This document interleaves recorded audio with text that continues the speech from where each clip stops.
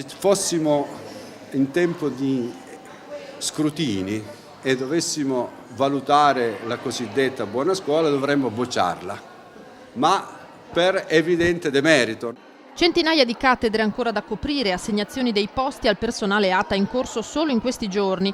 La scuola nella Marca, come nel resto del Veneto, è iniziata, ma di fatto tutto il meccanismo delle nomine è in ritardo di 15 giorni. Sindacati mobilitati, il delegato Will non va per il sottile. Riassunto in una parola, è un caos, se possibile peggiore di quello degli anni precedenti. Cioè noi abbiamo che ad oggi stanno ancora facendo delle nomine in ruolo, domani ne faranno altre, ancora devono iniziare con gli incarichi a tempo determinato con le supplenze, quindi hanno slittato di 15 giorni il regolare avvio dell'anno scolastico perché il ministro stesso dice entro ottobre tutto si risolverà.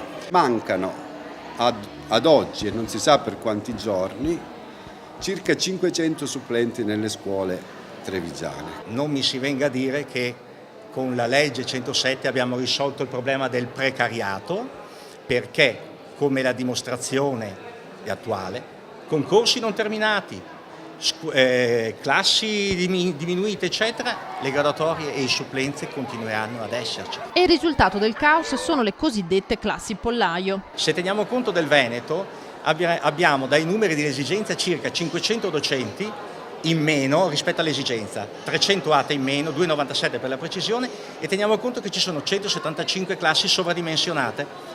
Significa che ovviamente diminuisce il personale a tutti i livelli, docenti e ATA, per come? Aumentando il numero degli alunni per classe, e qui si pone il problema di avere un bel diritto allo studio. La buona scuola inizia insomma con il piede sbagliato. Per il 7 ottobre è prevista una mobilitazione nazionale degli studenti, tutti in piazza a protestare.